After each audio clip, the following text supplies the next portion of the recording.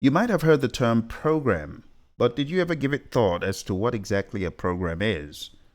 A program is a collection of multiple interrelated projects.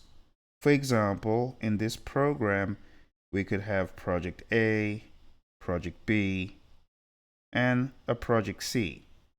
Project A could be a software development project.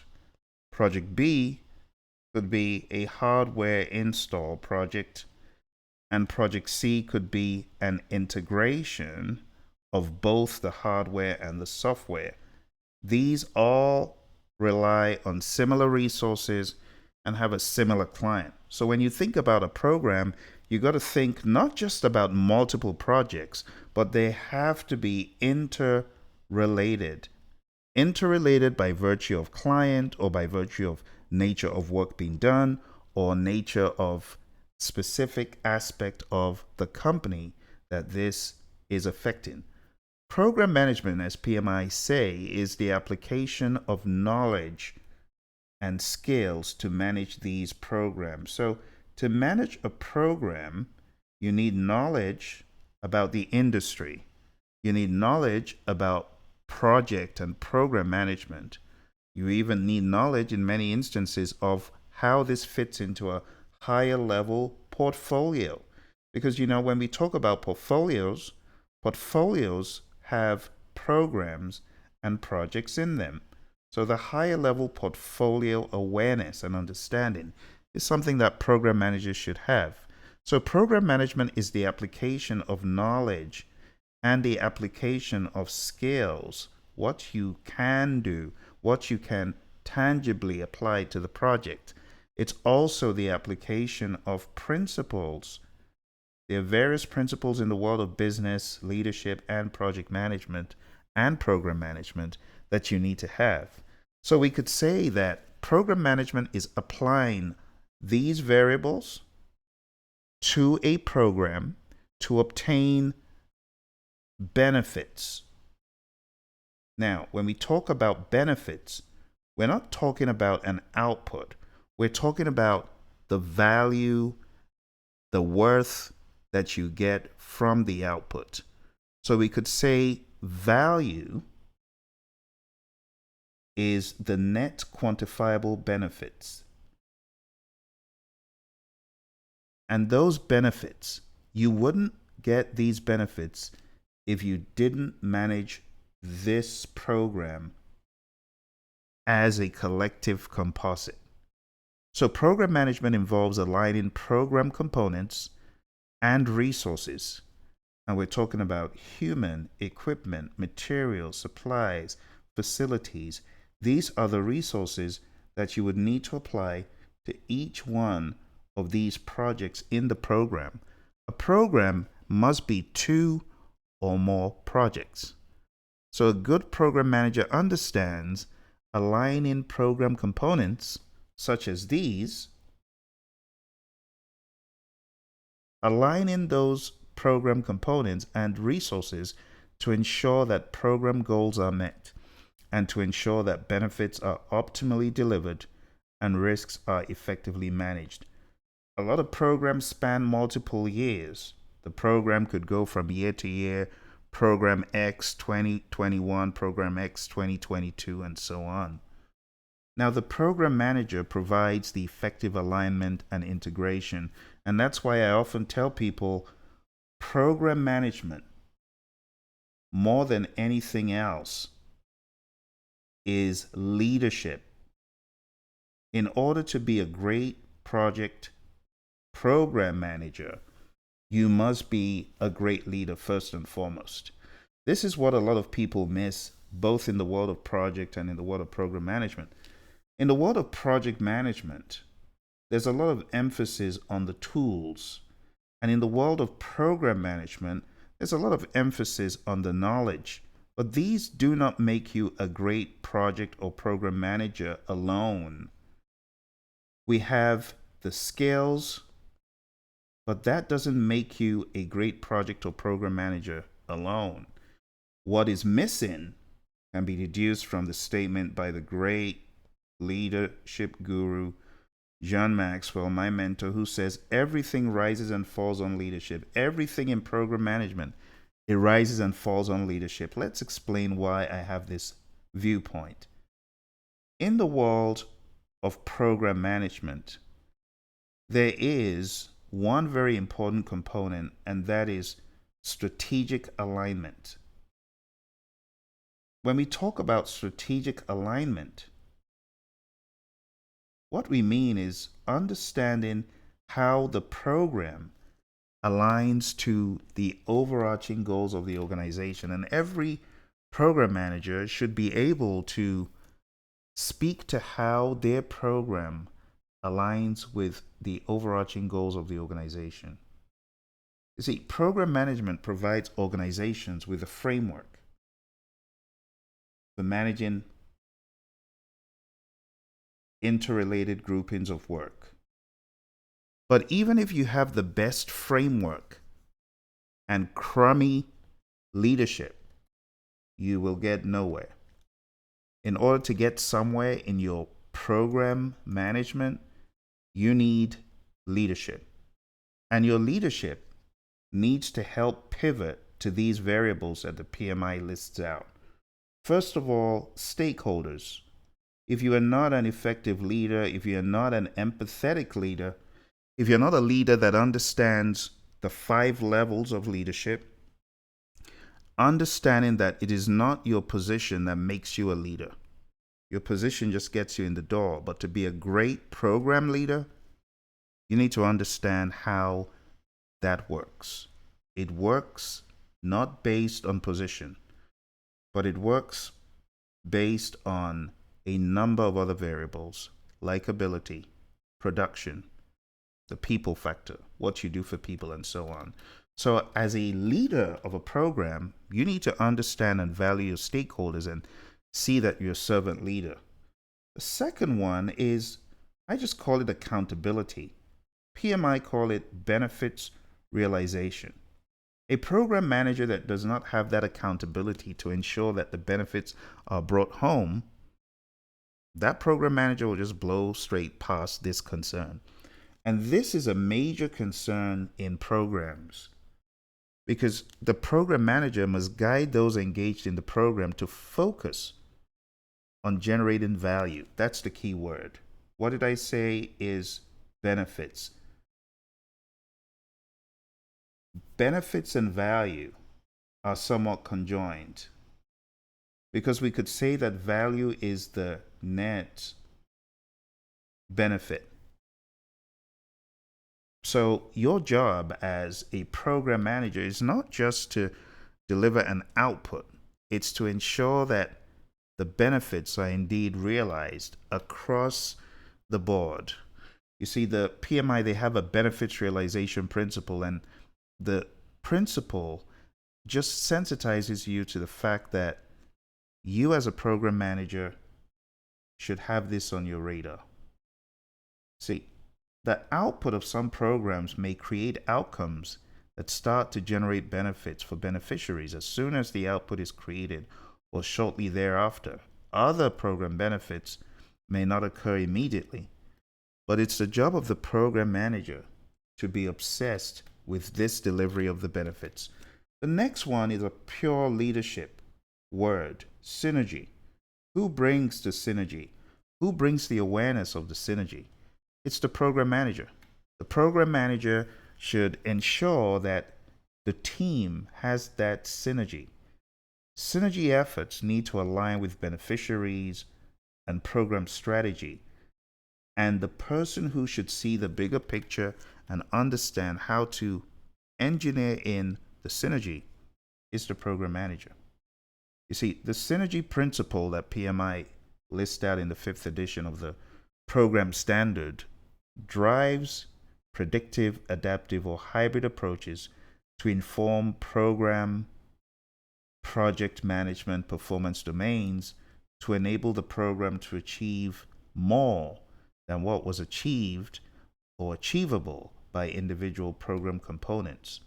So you got to see this synergy as being relating to people at the center, processes, products. You see, in program management, synergies may be proactively sought or reactively arise within one or more program components. You know, synergy is a word that immediately you hear it, it should signal to you that there needs to be a cross pollination across all components of the program. And it takes someone with a visionary mindset, visionary perspective to understand the benefits of synergy to stakeholders. Improved collaboration, interaction, cooperation, communication. A seasoned leader knows how to ignite that synergy. That synergy doesn't come by dumb luck. It needs to come from intentionality. You have to engineer it in as a leader. Next, you should be aware of teams. This is extremely important because to avoid burnout, you must have a team of teams mindset. You see, the team of team principles characterizes an integrated team structure that creates a network of relationships. Now, think about it. Let's go back to our program example. This is a relatively small program. Now, what do you do if you got a bigger program with 1, 2, 3, 4, 5, 6, 7, 8, 9, 10, 11, 12, 13, 14, 15, 16, 17, 18, 19 projects? True story. This was a program I was on long time ago. And this program was all about cleaning up munitions from the Second World War. A lot of coordination was needed, schedule coordination. Some of these would take place in, let's say, the first quarter of the first year, some of them the second quarter of the first year, and so on and so forth. But in order to be effective on such an endeavor, you cannot be everywhere. And as these projects have goings on, and some of them had overlapped project managers, but as all of these are going on, you are not ubiquitous. You cannot be everywhere. You must understand the team of teams mindset to have buckets and pockets of synergies going on while there's an overarching one, but a representative from each association can collaborate the most important points along with the others, communicate and collaborate so that instead of having 19 different interface points, maybe you have 4 or 5. You see, the team of teams principle characterizes an integrated team structure that creates a network of relationships across products and processes. And this network is connected vertically and horizontally, and it forms a structure that allows for shared strategy and empowered execution. Everyone is in the loop. Why? Because these key players, who, by the way, you could rotate, are doing the job of keeping everything moving in a cohesive whole. Even at smaller levels, you'll be amazed at how many things go missing. So when we talk about the team of teams principle in program management, you as a program manager, you lead the team of teams, right? You lead a team of teams responsible for achieving these objectives. And that's why I say program leadership is what program management stands on. If there's poor program leadership, everything falls like a pack of cards. The next big thing, this is principle number 5, is change. So you got to manage the program change with empathy, with awareness, with understanding. Understand how your program impacts the client and lead it with empathy. Lead it with an understanding. You see, change management includes, first of all, you have to define what this change is. Then you have to analyze the impact of the change on the stakeholders, on the organization, on everyone involved. And then we have the delivery. You got to make the decisions related to components and mobilize resources. And then you have closure.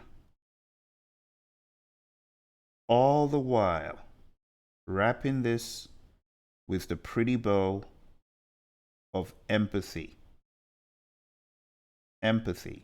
Understanding that your program is going to bring monumental change. And even if the change is good, you got to understand where the people are. See? So if you take a look at the anatomy of this, programs proactively use change management to keep components and intended benefits aligned with the organizational strategy, but all the while realizing that they are people. This is affecting people, humans, and never forget that. I see a lot of program models, they are so process driven, they forget the people. And that's why I'm really excited that the PMI realized principle number 6, leadership is important. Everything rises and falls on leadership. So, what does the program manager do? The program manager needs to inspire, needs to unite, needs to lead the program team. And what is leadership? Well, John says the true measure of leadership is influence, nothing more, nothing less. Positive influence from the program manager is key to succeed in this realm. You got to show empathy for the perspectives of the program team and other stakeholders, and that's number one that PMI lists. You got to create a climate of trust. You got to facilitate negotiations. So at the helm, we want someone who is trustworthy, someone who is empathetic, someone who has a high EQ, very much aware of people.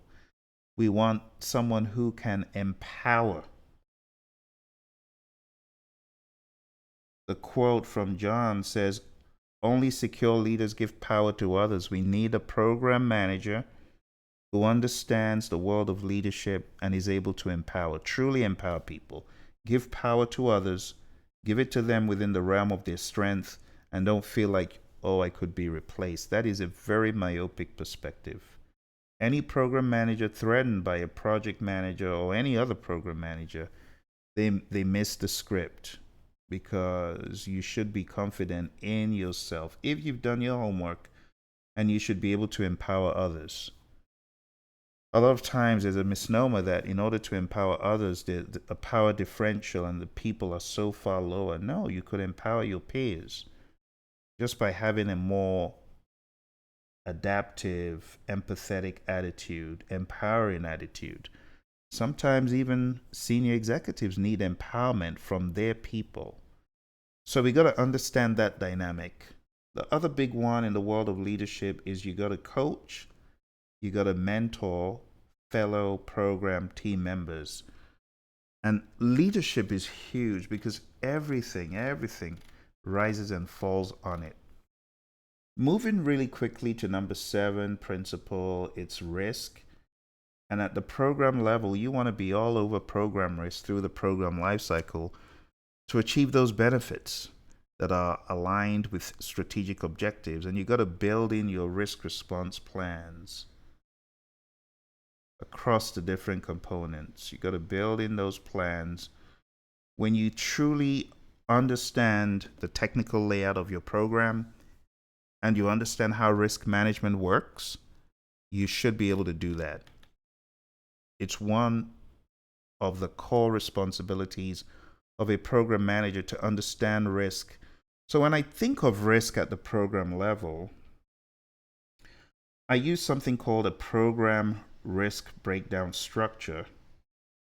that identifies all the projects in the program and the overarching, what we would call overall project risks across all these, whether it's project A, project B, project C, they all have overarching or overall project risks that could bring the project to its knees and consequently affect the program in very profound ways.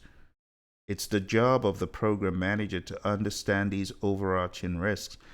Don't get involved with the bottom level ongoings of the project as much as possible. Let the project managers do that.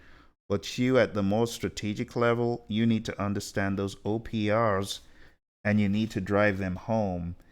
You see, program management is a very vast subject, but you don't want to get into the weeds. You need to be just at the right level to understand these.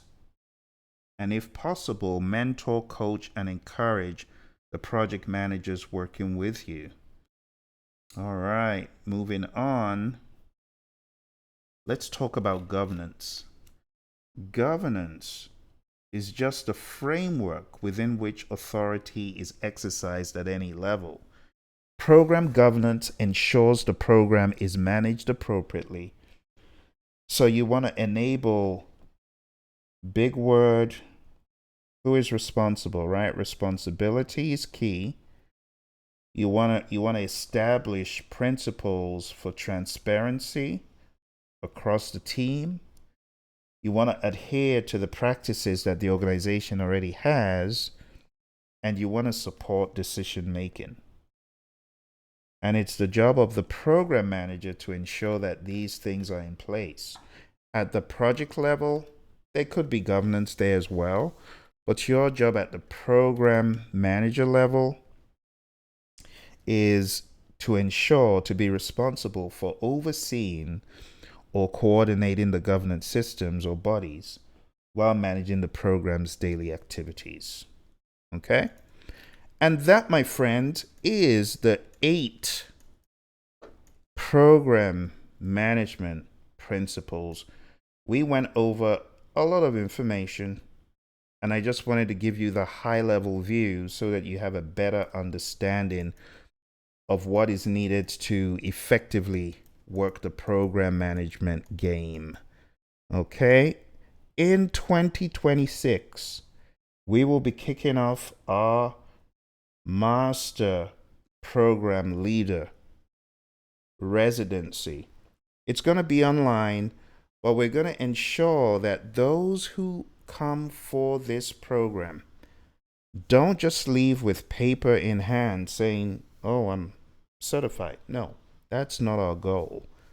Our goal is going to be to ensure that everyone who gets certified is truly a master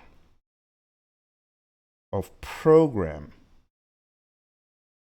leadership. And this is through the lens of, number one, the John Maxwell team curriculum, which I am a trainer of. You are going to learn about leadership from an organic and real-world perspective.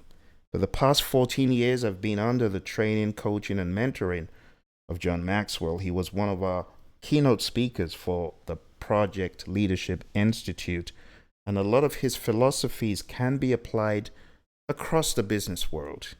He's spoken for everyone that you can imagine, including various PMI chapters. So we have a lot of John Maxwell philosophies in this curriculum. But we also have the Phil philosophies. And I'm going to be sharing with you philosophies from the real world of program management. Over the past 20 years, I've been fortunate enough to work for various organizations and entities as a program manager and as a program administrator. I'm going to be teaching you what they do not teach you in any of these program management schools. I'm going to be teaching you the pragmatic way of looking at program management from a technical point of view. I'm going to show you the documents, the plans, how you can build a framework and structure to effectively manage a program. So not only are you going to get solid leadership, you're going to get hands-on program management understanding. I'm going to teach you stuff that I learned at the likes of Honeywell, managing programs in IT, Motorola, managing program divestitures. I'm going to teach you stuff that I have learned working with various clients and how they view the world of program management. And lastly, we are going to tackle the program management body of knowledge guide, which I just started sharing with you today. In fact, think of this as a primer. I've taught you the 8 principles in the 5th edition of the Program Management Standard. So you're in for a treat. If you want to be part of this master certification in program leadership, you need to go on down to the website. The website is Program Leadership Institute. Program Leadership Institute.com. Like I said, this is an initiative that's starting in 2026. Okay? If you want to be part of this, go on down there. And if by the time you do check, the website is not up, you can always send an email to info@praizion.com so that we include you on the list and the announcement so you be in on this. It's one thing to get the PMP. PMP, a lot of people have it. But the next level beyond PMP for many people is program leadership. All right, my friends, thank you for joining. I'll see you soon. If you've enjoyed this presentation, do smash the like button and subscribe. Bye for now.